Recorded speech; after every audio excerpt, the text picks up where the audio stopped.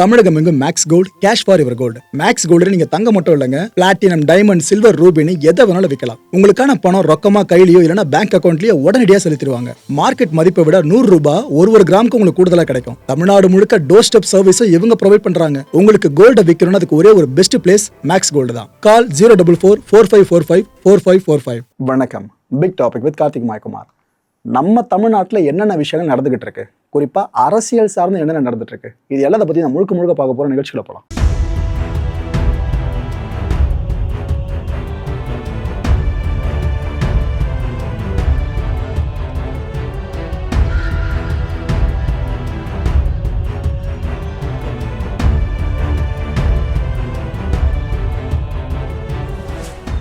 ஸ்கூல்ஸ்லாம் ஹாப்பியாக நீ ஓப்பன் பண்ணியாச்சா? ஆனால் ஓப்பன் பண்ண கையோடு ஒரு பஞ்சாயத்து ஓப்பன் ஆயிடுச்சு. அதை பற்றி சொல்கிறேன். இந்த தனியார் பள்ளிக்கூடங்கள்லாம் உங்களோட ஸ்கூல்ஸில் எவ்வளோ ஃபீஸ் வாங்குறீங்க அப்படின்ற விஷயத்த வெளியில் ஒரு போர்டில் எழுதி போடுங்க அப்படின்னு அரசு உத்தரவிடுச்சு. பார்த்தீங்களா? என்னடா இது சார்ந்து பஞ்சாயத்து வரலையேன்னு அப்பயே நம்ம அசியூம் பண்ணோம். அந்த பஞ்சாயத்தை இப்போ ஆரம்பிச்சிருக்கு. இந்த அரசோட உத்தரவு இருக்குல்ல, இதை எதிர்த்து சென்னை ஹைகோர்ட்டுக்கு போயிருக்காங்க ஒரு டீம். அந்த டீம் யார் தெரியுமா? அகில இந்திய தனியார் கல்வி நிறுவனங்களோட சங்கம் இருக்கு பாருங்க, அவங்க தான் போயிருக்காங்க. அந்த சங்கத்தோட பொதுச் செயலாளரான பழனியப்பன் அவர்கள் தான் கோர்ட் வரைக்கும் போயிருக்காங்க. அவங்க அரசோட இந்த உத்தரவு இருக்குல்ல, இது ஏற்க முடியாதுன்ற துணியில தான் வாதங்களை முன்வைக்க போறாங்க. வெயிட் பண்ணுங்க மக்களே, பெரிய சம்பவம் காத்துக்கிட்டு இருக்கு. பிகாஸ் கோர்ட்டுக்கு ஒரு விஷயம் போகுது அப்படின்னாலே 2 தரப்புக்கும் ஃபுல்லா விவாதம் பண்ணுவாங்க. அந்த 2 தரப்பையும் நீதிபதிகள் ஆராயவும் ஆரம்பிப்பாங்க. அவங்க சொல்ற விஷயம் எந்த அளவுக்கு நடைமுறை சாத்தியம் இருக்கு இல்லைன்ற விஷயங்கள்லாம். இதுல எனக்கு தெரிஞ்சு அரசுக்கு கொட்டு வைக்கப்பட வாய்ப்பு இல்லை. என்ன சொல்லணும் புரியும்னு நினைக்கிறேன். வெயிட் பண்ணுங்க, இதுக்கப்புறம் ஒரு பெரிய விஷயம் ஒன்று நடக்க போகுது. ஒரு மாற்றமோட தமிழ்நாடு சார்ந்து வரலாம், பார்ப்போம். ஏன்னா அரசு இந்த உத்தரவு போடுறப்ப எல்லாருமே அதை ஆமோதிச்சோம், செம்மையா இருக்கு இந்த விஷயம் அப்படின்ட்டு. ஆனால் அவ்வளோ சீர் நடந்துடும் போது நல்லது. வெயிட் பண்ணுங்க, பார்ப்போம். இதுக்கு மத்தியில் ஒரு கெட்ட விஷயம் மக்களே, என்னன்னா நம்ம ஸ்ரீபெரும்புதூர் இருக்குல்ல, அங்கே நிறைய தொழிற்சாலைகள் விஷயம் கண்டிப்பாக உங்களுக்கு தெரியும். அங்கே இருக்க ஒரு தனியார் தொழிற்சாலை. இங்கே இந்த கேட்ரிங்கில் சாப்பாடுலாம் கொடுப்பாங்க பார்த்தீங்களா, ஊழியர்கள்லாம் சாப்பிடுவாங்க பார்த்தீங்களா, தொழிலாளர்கள்லாம். அந்த சாப்பாடு வந்திருக்கு, சாப்பிட எல்லாம் வந்திருக்காங்க. பிரியாணி வழங்கப்பட்டிருக்குங்க. பிரியாணின்னு சரின்னு ஓப்பன் பண்ணி அந்த சிக்கன் பீஸை பார்த்தா ஒரு மாதிரி துர்நாற்றம் வீசி இருக்கு போல இருக்கு. அந்த தொழிலாளர்கள் இமீடியட்டாக ரிப்போர்ட் பண்ணியிருக்காங்க. எங்க சாப்பிட்ற பொருளுங்க, என்னங்க ஒரு மாதிரி ஸ்மெல்லு வருது, கெட்டு போச்சு என்னன்னு பாருங்கன்ற மாதிரி சொல்லியிருக்காங்க. கேட்ரிங்கில் அவ்வளோ காசை போட்டு செலவு பண்ணி எல்லாம் சமைச்சிருப்பாங்களா? அவ்வளோ சீக்கிரம் கொண்டு போய் குப்பையில் கொட்டுருவாங்களா? அவங்க அதை அலட்சியப்படுத்தியிருக்காங்க மக்களே. தொழிலாளர்களோட சொல்லியும் அவங்க கிட்ட கொஞ்சம் நகர்ந்துட்டு மற்றவங்க கிட்ட அதை ஃபுல்லாக டிஸ்ட்ரிபியூட் பண்ண ஆரம்பிச்சிருக்காங்க போல இருக்கு இந்த கேட்டரிங் கம்பெனி. நம்பி சாப்பிட்ருக்காங்க பல பேருமே. ஸ்மெல்லை பெருசாக பொருட்படுத்தாமல் உழைக்கிறவங்க எல்லாம் உழைப்பாளிகளுங்க. ஸ்மெல்லை பெருசாக பொருட்படுத்தாமல் பல பேர் சாப்பிட்டுட்டு இருக்காங்க. சாப்பிட்டவங்கள நிறைய பேருக்கும் பார்த்தீங்கன்னா வாந்தி, மயக்கம், தொடர்ந்து வாந்தி எடுத்துட்டு இருக்க ஒரு பக்கம், வாந்தி எடுத்து ஸ்டாமினா உடம்புல போய் அப்படியே கீழே படுத்துடுறாங்க லிட்டரலாக தொழிலாளர்கள். ஒருத்தரா 2 பேரா 97 பேர் அட்மிட் ஆனாங்க ஹாஸ்பிட்டலில். ஒரே இடத்துல பிரியாணி சாப்பிட்டாங்கன்னு 97 பேர் அட்மிட் ஆனாங்க. இதில் மெஜாரிட்டி பார்த்தீங்கன்னா டிஸ்சார்ஜ் ஆகிட்டாங்க. அது வரைக்கும் நல்ல விஷயம். ஒரு 13 பேர் வரைக்கும் மட்டும் ட்ரீட்மெண்ட் கொடுக்கப்பட்டு இருக்குங்க. அந்த அப்டேட் உங்களுக்கு கொடுத்துட்றேன். இதுக்கப்புறம் ஃபுல்லாக ஆய்வு பண்ணியிருக்காங்க. ஆய்வு பண்ணி பார்த்ததுல கெட்டுப்போன பிரியாணியை சாப்பிட்டதுனால தான் இவ்வளோ பெரிய உடல் சார்ந்த பிரச்சனை ஏற்பட்டிருக்கிறதா அதிகாரிகள் கண்டுபிடிச்சிட்டாங்க. கண்டுபிடிச்ச கையோடு அந்த கேட்டரிங் கம்பெனி இருக்குல்ல, அதுக்கு சீல் குத்தியாச்சு. அதான் சீல் வச்சு க்ளோஸ் பண்ணிட்டாங்க. இன்னொரு பக்கம் இந்த சிக்கன் எங்கேருந்து வந்துச்சு, யாரை டிஸ்ட்ரிபியூட் பண்ணாங்க அப்படின்னு ட்ரேஸ் பண்ண ஆரம்பித்தாங்க. நம்ம கந்தஞ்சாவடி இருக்குல்ல, அங்கே இருக்கிற ஒரு சிக்கன் விநியோக கம்பெனிங்க, அந்த கம்பெனியை தேடி போகிறாங்க அதிகாரிகள். தற்காலிகமாக அந்த கம்பெனியும் சீல் பண்ணியாச்சு. தற்காலிகன்றத நிரந்தரமாக மாற்றினா சிறப்பாக இருக்கும். இதோடு நிற்காம அடுத்த கட்டமாக சில ஆக்ஷன்ஸை சம்மந்தப்பட்ட மேலே எடுத்தே ஆகணும். நீங்கள் கேட்கலாம், ஏன்பா சோறு கெட்டு போனால் அவங்க என்ன பண்ணுவாங்கன்ட்டு. அவ்வளோ ஈஸியாக விட்டுற முடியாது. உயிர் போகிறது என்ன பண்ணியிருப்பீங்க? தூக்கி உள்ளே வச்சுருப்பீங்களா? உயிர் போகலான்னு கஷ்டப்படுறீங்களா என்ன? நடந்துடக்கூடாது இது போல ஒரு அசம்பாவிதம் அப்படின்னா தூக்கும் போதெல்லாம் அவனை ஜெயிலில் போடுங்க. அது நியூஸாக ஃப்ளாஷ் பண்ணுங்க. அதை பார்த்து பல பேருக்கும் பயம் வரும். இது போல் சாப்பிட்ற விஷயத்தில் யாரும் அலட்சியம் காட்டாமல் இருப்பாங்க. அமைச்சர் நிர்மல்குமார் அவர்கள் எந்த துறை அமைச்சர்? மின்சாரத்துறையோட அமைச்சர். ஒரு விஷயம் சொல்கிறேன், யோசிச்சு பாருங்க. நீங்கள் ஒரு கம்பெனியில் ஒர்க் பண்ணிட்டு இருக்கீங்க. அங்கே முக்கியமான கோப்புகள் எல்லாமே டிஜிட்டலைஸ் பண்ணப்பட்டு ஹார்ட் டிஸ்கில் எல்லாமே ஸ்டோர் ஆகிருக்கு. அந்த ஹார்ட் டிஸ்கை யாராவது தூக்கிட்டு போனால் எப்படிங்க இருக்கும்? காணாமல் போச்சுன்னா தனியார் கம்பெனி சார்ந்து பதறோம்னாக்கா, நம்ம மின்சாரத்துறை இருக்குல்ல, அது சார்ந்து நான் சொன்ன விஷயம் இப்போ நடந்திருக்கு. அமைச்சர் என்ன தெரியுமா இப்போ சொல்லியிருக்காரு ப்ரெஸ்ஸில், டிஎன்இபியோட தலைமை ஆஃபீஸ் இருக்குல்ல, இந்த ஹெட் ஆஃபீஸு, இங்கே போன மாதம் ஹார்ட் டிஸ்க்லாம் காணாமல் போயிருக்காமா.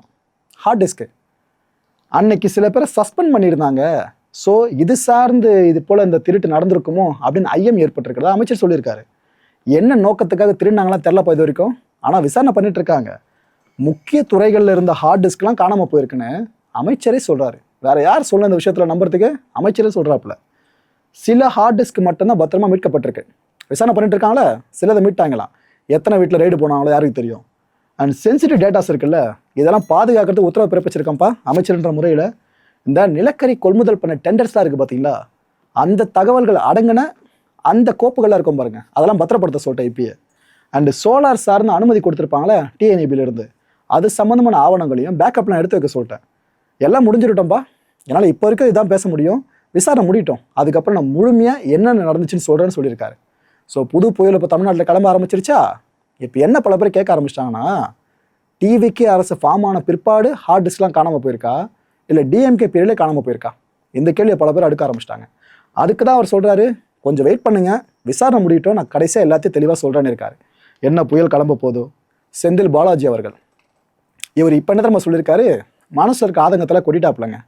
என்ன சொல்கிறாரு, எலெக்ஷன் டைமில், அதான் எலெக்ஷன் நடக்கிறதுக்கு முன்னாடி கரூருக்கு வந்து எவ்வளோ கீழ்த்தரமாக எங்களை பற்றிலாம் பேசுனீங்க, முதலமைச்சரை பற்றி தான் பேசுகிறாப்புல. எந்த அளவுக்கு பேசுனீங்க? வண்டி மேலே ஏறி நின்று பாட்டெல்லாம் பாடினாங்க. டாஸ்மாக் ஊழியர்கள் இப்போ என்ன சொல்கிறாங்கன்னு கேட்டிங்களே, அதாவது நாங்கள் தான் ஏதோ பாட்டிலுக்கு எக்ஸ்ட்ரா வாங்குறோம் அதெல்லாம் சொன்னீங்க, ஆனால் அவங்க இப்போ காரணத்தை சொல்ல ஆரம்பிச்சிட்டாங்களே, இப்போ நீங்கள் ஆட்சிக்கு வந்துட்டீங்களே, இது வரைக்கும் என்ன நீங்கள் சாதிச்சிங்க அப்படின்னு கேட்குறாரு. அதாவது என்ன குறை சொன்னீங்களே, இப்போ நீங்கள் என்ன பண்ண முடியுதுன்னு கேட்குறாப்புல. இன்னும் பாட்டிலுக்கு கூடுதலாக காசு ஓடிட்டு தானே இருக்குது. தாவேக்க அமைச்சர்கள் இன்னும் ரீல்ஸ் முகத்தில் மட்டும்தான் இருக்காங்க.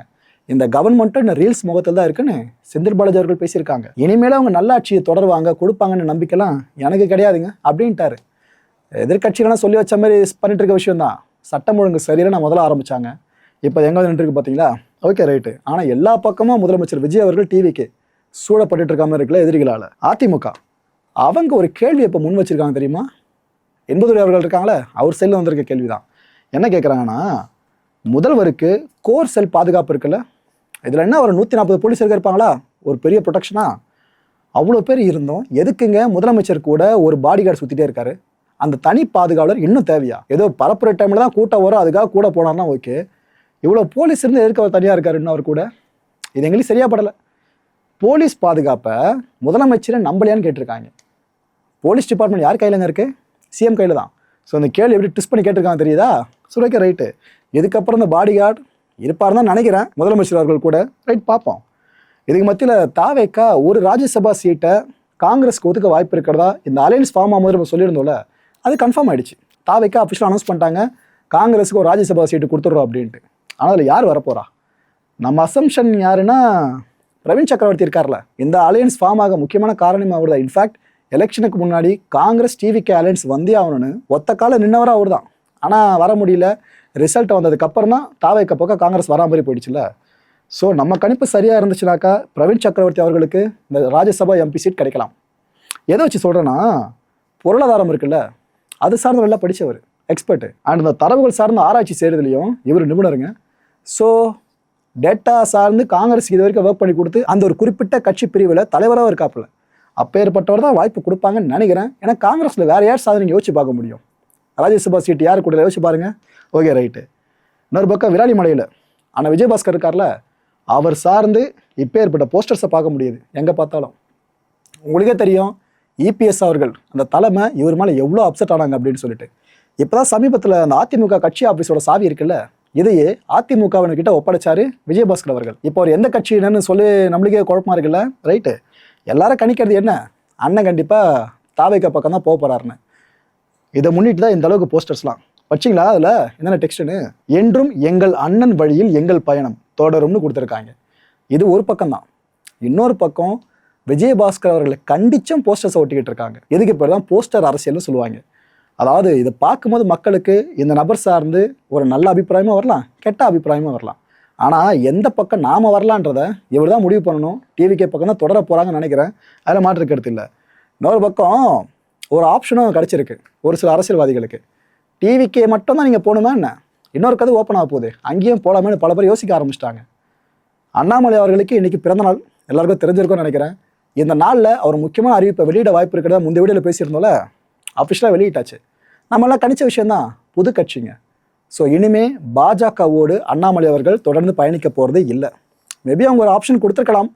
ஒன்று கேபினெட் மினிஸ்டராக போடுறேன் அப்படி இல்லையா திரும்ப பாஜகவோட தலைவர் அவங்க அப்பாயின் பண்ணுற மேபி எதனா சான்ஸ் கொடுத்துருக்கலாம். ஆனால் அவர் என்ன யோசிக்கிறாரோ அவருக்கு மட்டும் தான் தெரியும். புதிய கட்சியை தொடங்குற முடிவு இருக்குல்ல, அதை அஃபிஷியலாக சொல்லிட்டாரு அண்ணாமலை அவர்கள். மத சார்பற்றதா அந்த பார்ட்டி இருக்கும்னு அஷ்யூர் பண்ணியிருக்காரு. தமிழ்நாடு மற்றும் இளைஞர்களை மையப்படுத்தின கட்சியா என்னோட கட்சி இருக்கோங்க, நம்மளோட கட்சி இருக்கோங்க அப்படின்னு சொல்லியிருக்காரு. ஸோ தமிழ்நாட்டு அரசியலில் ஒரு புதிய அரசியல் கட்சியோட வருகையை இங்கே நம்ம விட்னஸ் பண்ணிக்கிட்டு இருக்கோம். ஆனால் எதிர்கட்சிகளாக இருப்பாங்களே, பாஜகவுக்கு எதிர்கட்சிகள் அதை சேர்ந்த நேரத்தில் நம்ம சொல்கிறாங்க, குறிப்பாக கம்யூனிஸ்ட் தோழர்கள்லாம் ஏங்க ஆல்ரெடி பாஜகவுக்கு உயிர் கொடுக்க இவர் எவ்வளோ ட்ரை பண்ணாப்புல, ஆனால் வேலைக்கு ஆகலை.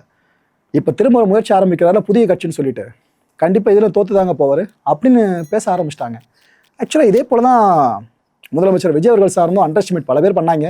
கடைசியில் என்ன ஆச்சுன்னு பார்த்தோம், எதிரி அண்டர் எஸ்டிமேட் பண்ணிடக்கூடாது மக்களே. அதுதான் பல அரசியல் கட்சி தலைவர்கள் பண்ணுற பெரிய தப்பாக இருக்கும். அண்ட் இன்னொரு தகவல் வெளியே வந்துகிட்டு இருக்கு, இது யாரும் உறுதிப்படுத்த வேண்டியது சூப்பர் ஸ்டார் அவர்கள். அவர் என்ன சொல்லுவார்லாம் இது வரைக்கும் யாருக்கும் தெரியல மக்களே. அதாவது அண்ணாமலை அவர்கள் ரஜினிகாந்த் அவர்களை சந்திச்சாங்க பார்த்தீங்களா, அதை இப்போ கனெக்ட் பண்ண ஆரம்பிச்சாங்க பல பேரும். சூப்பர் ஸ்டார் ரஜினிகாந்த் அவர்களோட ஆசையோடு அண்ணாமலை அவர்கள் தன்னோட தனிக்கட்சி பயணத்தை பெருசாக ஆரம்பிக்கிறாருன்னு பல பேர் பெருசாக பேச ஆரம்பிச்சிட்டாங்க. இந்த காக்கா கழுகுன்ற பஞ்சாயத்து இருக்குல்ல, அது முடியாது போல இருக்கு அரசியல் காலத்திலையும். இது போல பல பேரை பேசி ஊதி பெருசாகிட்டு இருக்காங்க. யாரு கண்டா இதுக்கப்புறம் ரஜினிகாந்த் அவர்கள் திரும்ப ஒரு ப்ரெஸ் மீட்டை வச்சாலும் ஆச்சரியப்படுத்திக்கல. நம்ம இந்தியாவோட பணக்கார முதலமைச்சர்கள் எப்போ யோசிச்சு பார்த்துருக்கீங்களா, அந்த லிஸ்ட்டை பார்க்க முடியுமான்ட்டு? அந்த கனவை நானே நிறைவேற்றிடுறேன். இந்த லிஸ்ட்டில் பார்த்தீங்கன்னா முதல் இடத்துல கர்நாடகாவோட இப்போதைய முதலமைச்சர் DK சிவகுமார் இருக்கார்ல, அவர் தாங்க ஃபஸ்ட்டு. இந்தியாவில் இருக்க முதலமைச்சர்கள்லேயே பணக்காரங்க, ஓகேவா, அதில் டாப்பில் இவர் தான் இருக்கார். 1413 கோடி ரூபாய் சொத்து மதிப்பு. ரெண்டாவது இடத்துல ஆந்திர முதலமைச்சர் சந்திரபாபு நாயுடு அவர்கள் 931 கோடி ரூபாய் சொத்து மதிப்பு. மூணாவது இடம் வேற யாரும் இல்லை, நம்ம தமிழ்நாட்டின் முதலமைச்சரான விஜய் அவர்கள் 625 கோடி ரூபாய் சொத்து மதிப்பு. நான்காவது இடம் பெமாகண்டு இருக்கார்ல, அருணாச்சல் பிரதேசோட முதலமைச்சர் 332 கோடி ரூபாய் சொத்து மதிப்புங்க. அண்ட் ஐந்தாவது இடத்துல நாகாலாந்து சீஃப் மினிஸ்டரான நைபிரியோ இருக்காங்களே, அவர் தான் இருக்காரு, 46 கோடி ரூபாய் அவரோட சொத்து மதிப்பு. ஸோ இந்தியாவில் பணக்கார முதலமைச்சர்கள் யாருன்னு உங்களுக்கு கேள்வி கேட்டாங்கனாக்கா இந்த டாப் 5 லிஸ்ட்டை அவங்களுக்கு காட்டுங்க. மூர்த்தி அவர்கள் திமுகவோட முன்னாள் அமைச்சர். அண்ணன் ஒரு கூட்டத்தில் பேசினா அப்படி சந்தோஷமாக ஜாலியாக சிரிச்சுட்டு தான் பேசினார். ஆனால் வலியை புரிஞ்சிக்க முடியாதுங்க. என்னென்ன சொன்னார்னா, மக்கள் பணி செஞ்ச நமக்கு தேர்தலில் நல்ல மரியாதை கொடுத்துட்டீங்க அப்படின்னு இருக்காரு. ஆனால் அதெல்லாம் பேசியும் அதெல்லாம் நினச்சோம் பிரயோஜனம் இல்லைன்னு நினைக்கிறேன் அப்படின்னு சொன்னாப்புல. சொன்னதும் பல பேர் அங்கே கீழே இருந்து கை தட்டி சிரிக்க ஆரம்பிச்சிட்டாங்க. திமுகவினர் தான், வேற யாரோட திமுகவினர் தான். இதை பார்த்து கடுப்பான அவர் என்ன சொல்லிட்டாரு, ஆனால் தோத்து போயிட்டோன்னு சொல்கிறேன் அதுக்கு கை தட்டுறீங்க பார்த்தீங்களா, திமுக நாசமாக போகிறதுக்கு காரணம் திமுக காரணம் தான் அப்படின்னு சிரிச்சுட்டே சொல்லியிருக்காருங்க அங்கே. இப்போ இதெல்லாம் டெம்ப்ளேட் எடுத்து பயன்படுத்த ஆரம்பிச்சிட்டாங்க. அவர் ஜாலியாக சிரிச்சுட்டு சொன்ன விஷயம் தான், ஆனால் பல பேர் கண்டென்ட் கிடைக்குமா வெயிட் பண்ணிட்டு இருக்காங்களே, இதை அப்படியே எடுத்துகிட்டு போயிட்டாங்க. And CJP cockroach Janata party, இந்த கரப்பாம்பூச்சிகளை ஒருங்கிணைச்ச ஒரு பார்ட்டி. சுப்ரீம் கோர்ட்டோட தலைமை நீதிபதி இளைஞர்களை, வேலையற்ற இளைஞர்களை பேரசைட்ஸு காக்ரோச்னு சொன்னாரா, அதோட விளைவாக ஏற்பட்ட கட்சி தான் இது. இந்த கட்சி அடுத்த லெவலுக்கு போக ஆரம்பிச்சிட்டாங்க. 3 செய்தி தொடர்பாளர்களை இப்போ நியமிச்சிருக்காங்க. அதில் யார் தெரியுமா மூத்த செய்தி தொடர்பாளர்? சௌரவ்தாஸ், பத்திரிகையாளர், பேரான பத்திரிகையாளர். ரெண்டாவதா விஜதா தஹியா, சினிமா டைரக்டர், அது மட்டும் இல்லை அரசியல் வியூக வகுப்பாளர். அண்ட் மூணாவதா அசுதோஷ் ரங்கா, IITயோட முன்னாள் ஸ்டூடெண்ட்டுங்க. இப்படி இந்த 3 பேர் தான் CJPயோட செய்தி தொடர்பாளர்களை அப்பாயின் பண்ணியிருக்காங்க. அந்த பார்ட்டி என்னென்ன பண்ண காத்திருக்கோ தெரியல நம்ம நாட்டில். மக்களை இந்த கான்டென்ட்டை பொறுத்தவரைக்கும் மனசில் ஒரே ஒரு வினா இருக்குது. முடிஞ்சதுக்கான பதில்களை கீழே கமெண்ட் செக்ஷனில் கமெண்ட் லீவ் பண்ணுங்க. திமுகவுக்கு தாவேக்கா இந்த எலெக்ஷனில் ஒரு ஷாக் கொடுத்தாங்களே, இதே மாதிரி ஷாக்கை மத்தியில் பாஜகவுக்கு இந்த CJP கொடுக்கும்னு நினைக்கிறீங்க? ஏன்னா சோஷியல் மீடியா சார்ந்து இளைஞர்களோட எந்த அளவுக்கு கிரேஸ் இருக்கு நம்ம லிட்டரலாக விட்னஸ் பண்ணிட்டு இருக்கோம். இதோட தாக்கம் அவ்வளோ பெருசாக போகணும்னு நினைக்கிறீங்களா? அடுத்த நிகழ்ச்சி சந்திக்கலாம். நன்றி, வணக்கம். தமிழகம் எங்கும் Max Gold, cash for your gold. Max Gold நீங்க தங்க மட்டும் இல்லைங்க, பிளாட்டினம், டைமண்ட், சில்வர், ரூபினி எதை வேணாலும் விற்கலாம். உங்களுக்கான பணம் ரொக்கமா கையிலயோ இல்லைன்னா பேங்க் அக்கௌண்ட்லயோ உடனடியாக செலுத்திடுவாங்க. மார்க்கெட் மதிப்பை விட 100 ரூபாய் ஒரு கிராமுக்கு உங்களுக்கு கூடுதலாக கிடைக்கும். தமிழ்நாடு முழுக்க டோர் ஸ்டெப் சர்வீஸும் இவங்க ப்ரொவைட் பண்றாங்க. உங்களுக்கு கோல்டை விற்கணும்னு அதுக்கு ஒரே ஒரு பெஸ்ட் பிளேஸ் மேக்ஸ் கோல்டு தான். கால் 04445454545. என் அன்பார்ந்த மாயம் ஸ்டுடியோஸ் நேயர்களே, மாயம் பக்தின்னு ஆன்மீகத்துக்காக பிரத்யேகமா ஒரு சேனலை கொண்டு வந்திருக்கோம். மறக்காம சப்ஸ்கிரைப் பண்ணி அந்த சேனலுக்கு உங்களோட ஆதரவை மனப்பூர்வமா தெரிவிங்க. வணக்கம் மாயம் ஸ்டுடியோஸ் நண்பர்களே. மாயம் ட்ரெண்ட்ஸ் அப்படின்ற ஒரு புதிய ஃபேஸ்புக் பேஜை ஓப்பன் பண்ணியிருக்கோம். நீங்கள் யூடியூப்ல பார்த்துட்டு இருக்கீங்களா நம்மளோட கான்டென்ட்ஸ்லாம், இதெல்லாம் விட ஒரு படி மேலே ரொம்ப கிறிஸ்பாவும் ரொம்ப சூப்பராகவும் நிறைய கண்டென்ட்ஸ் உங்களுக்கு இந்த பேஜில் காத்துட்டு இருக்குங்க. ஸோ உடனடியாக ஃபேஸ்புக் பிளாட்ஃபார்ம் போங்க, மாயம் ட்ரெண்ட்ஸ்னு டைப் பண்ணி சர்ச் பண்ணி நம்ம பேஜை ஃபாலோ பண்ணுங்க. அப்படியே நம்ம சேனலையும் நீங்கள் சப்ஸ்கிரைப் பண்ணிட்டீங்க அப்படின்னா இன்னும் நிறைய புது புது கண்டென்ட்ஸை உங்களுக்காக ப்ரொடியூஸ் பண்ணி கொடுத்துக்கிட்டே இருப்பாங்க. நீங்கள் பண்ணுற ஒவ்வொரு சப்ஸ்கிரிப்ஷனும் எங்களுக்கு பெரிய மோட்டிவேஷனாக அமையும்.